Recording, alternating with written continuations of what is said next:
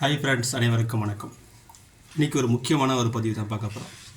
அதாவது இயக்குனர் மாரி செல்வராஜ், பா. ரஞ்சித், வெற்றிமாறன் இவர்களுடைய படங்கள் வரும்பொழுதெல்லாம் ஒரு கடுமையான விமர்சனம் ஏற்படுகிறது.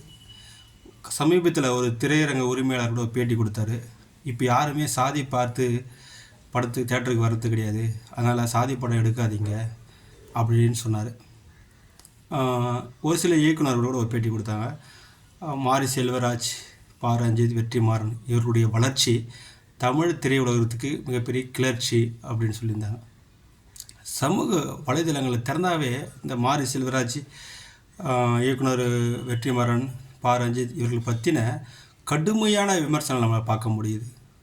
இவர்களுடைய படங்கள் சரியா தவறா, இதை பற்றின வீடியோ தான் இந்த வீடியோ. முழுசாக பாருங்கள். இப்போது அவங்க எல்லாருமே வைக்கிற ஒரு குற்றச்சாட்டு என்னென்னு பார்த்தீங்கன்னா, சின்ன கவுண்டர், எஜமான், தேவர் மகன், நாட்டாமை இந்த படங்கள்லாம் எங்கேயுமே யாரையுமே ஒரு மாதிரியாக டீகோடிங்லாம் பண்ணிலாம் சொல்லலை. இப்போ நாட்டாமை எடுத்துகிட்டால் அதில் ஒரு ஜமீன்தாராக இருப்பார், நாட்டாமையாக இருப்பார், நீதி நேர்மை அப்படின்னு வாழ்வார்.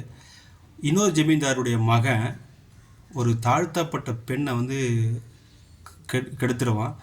அப்படி இருந்தும் தன்னுடைய தங்கச்சி மகன் தெரிஞ்சும் ஆனால் நீதி நேர்மை தவறாமல் தீர்ப்பு கொடுத்து அந்த பெண்ணை அந்த தாழ்த்தப்பட்ட பெண் அந்த ஜமீன்தார் பையனுக்கு கல்யாணம் பண்ணி வைப்பார்.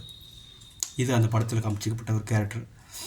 சின்ன கவுண்டர் படத்தில் பார்த்தீங்கன்னா அதுலேயும் நீதி நேர்மையாக வாழ்வாங்க அந்த கேரக்டரு.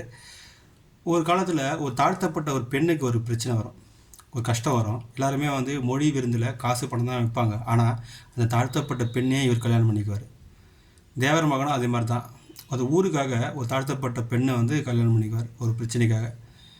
எஜமான் படத்தில் பார்த்தீங்கன்னா அவர் நடந்து போனார்னா அவர் காலடி மண் எடுத்து புட்டு வைக்கணுன்ற அளவுக்கு அவர் நேசிக்கிறார் அந்த கூட்டம்.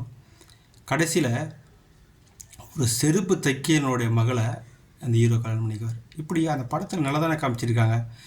இப்போ நீங்கள் எடுக்கிற மாதிரி ஜாதி வெறி நசுக்கிட்டாங்க பிசிக்கிட்டாங்கன்னு படம் எடுக்கலையே, நல்லா தானே எடுக்கிறாங்க அப்படின்னு அவங்க சமூக வலைதளத்தில் அவங்க கருத்து தெரிவிக்கிறாங்க. இப்போது நான் ஒரு சின்ன ஒரு உதாரணம் சொல்கிறேன் பாருங்களா. இப்போ இன்றைக்கி நடக்கிற ஒரு சுச்சுவேஷனை சொல்கிறேன். இப்போது ஒரு கம்பெனியில் நீங்கள் ஒரு நல்ல ஒரு பொசிஷனில் இருக்கீங்கன்னு வச்சுங்க. உதாரணத்துக்கு ஒரு டிஎலாக இருக்கீங்கன்னு வச்சுங்களேன். இப்போ உங்களுக்கு ஒரு அசிஸ்டண்ட் வராங்க. அந்த அசிஸ்டண்ட் ரொம்ப கஷ்டப்படுறவனாக இருக்கான், ரொம்ப ஏழ்மையானவனாக இருக்கான். அப்போது உங்களால் முடிஞ்ச பொருளாதாரத்துலையும் சரி அவன் மேலே கேர் எடுத்து அக்கறை எடுத்து அவன் மேலே ஒரு பாசத்தோடு அவனை பாதுகாத்து அவனை வச்சுப்பீங்க. அவனும் மேலே வரணும், அவனை வாழ்க்கையில் முன்னேறன்ற ஒரு அக்கறையோட ஒரு கரிசனத்தோடு நீங்கள் அவங்களோட பழகுறீங்க. இப்போது உதாரணத்துக்கு அவன் திடீர்னு நல்லா வளர்ந்து உங்களை விட பெரிய ஆளாகிட்டான், அதாவது ஒரு மேனேஜர் போஸ்டிங் வந்துட்டான்னு வச்சுங்களேன். இப்போது அதே அவன் மேலே அந்த கரிசனை பாசம் எல்லாம் உங்களுக்கு இருக்குமானா கண்டிப்பாக இருக்காது, பொறாமல் தான் இருக்கும். அதே மாதிரி தாங்க ஒருத்தன் இப்போது அந்த காலத்துலேருந்து எம்ஜிஆர் காலத்துலேருந்து நடக்கும் வச்சுக்கேன். ஒருத்தர் கஷ்டப்படுறனா ஓடி போய் உதவி பண்ணுறது. இப்போ நீ சொன்ன நாட்டாம படத்தில் சின்ன கவுண்டரு, எஜமானாக இருக்கட்டும், இல்லை இதாரம் படம், அந்த படத்தோடைய ஹீரோட கேரக்டர் பார்த்தீங்கன்னா மிகப்பெரிய ஒரு உயரிய சாதி அமைப்பான அந்தஸ்து சேர்ந்தவராகவும் ஒரு பெரிய பொருளாதார அந்தஸ்து உள்ளவர்களாக தான் காமிச்சிருப்பாங்க. ஏழை எளிய மக்களுக்கு ஒரு பிரச்சனை ஓடி உதவி செய்கிற மாதிரி தான் காமிச்சிருப்பாங்க. ஆனால் அதே அடித்தட்டத்தில் இருக்கிற ஒரு மனுஷன் அவன் வளர்ந்து கஷ்டப்பட்டு மேலே தான் பட்ட கஷ்டத்தை சொன்னால் அவன் ஜாதி வெறியன் அப்படின்னு முத்திரை கொடுத்துரு. அதே சின்ன கவுண்டர் எஜமான் படம் எடுத்த ஒரு இயக்குனர் தான் கிழக்கு வாசல் ஒரு படம், அருமையான படத்தை எடுத்தார். அந்த படத்தில் அந்த கேரக்டர் என்னென்னா ஒரு தெருக்கூத்தாடி.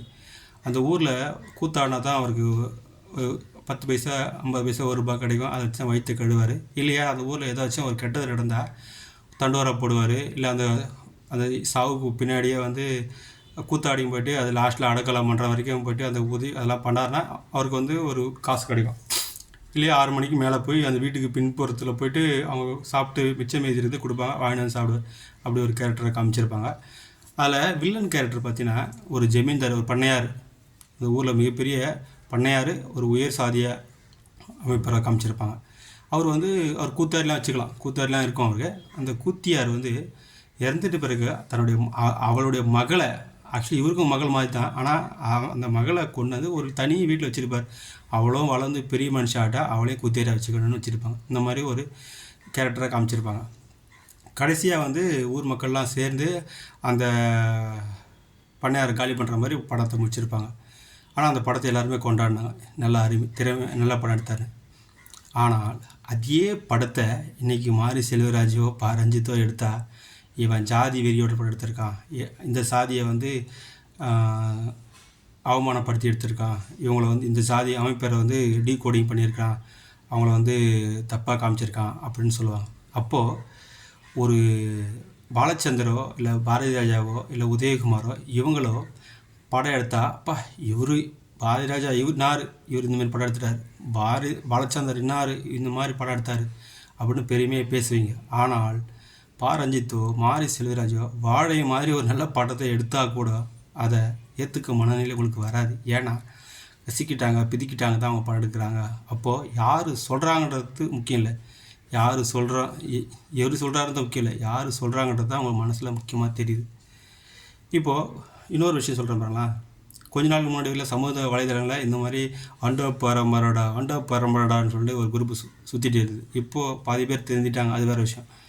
அப்போது அந்த டைமில் வந்து சமூக ஆர்வலர் போய் கேள்வி கேட்டாங்க, ஏங்க இந்த மாதிரி ஆண்ட பரம்பரைன்னு படம் எடுக்கிறீங்க சொல்கிறீங்க அப்படின்னு கேட்டதுக்கு, ஆமாம் நாங்கள் ஆண்டோம், எங்களுடைய பெருமையை நாங்கள் சொல்லிக்கிறோம், வேணால் உங்களுடைய பெருமையை நீங்கள் சொல்லிக்கிங்க அப்படின்னு சொன்ன அதே கூட்டம் தான் இன்றைக்கி ஒருத்தன் வளர்ந்து அடிமட்டத்துலேருந்து வளர்ந்து வந்து அவன் ஆண்ட பெருமைலாம் சொல்ல தன்னோட வழிகளை சொன்னால் அது ஏற்றுக்கிற முடியல உங்களால். அப்போது திருந்த வேண்டியது மாரி செல்வராஜா, ரஞ்சித்தா வெற்றிமாறனா, இல்லை சாதி வெறி பிடித்த மனநிலை இருக்கிற நீங்களே முடிவு பண்ணிங்க. நன்றி, வணக்கம்.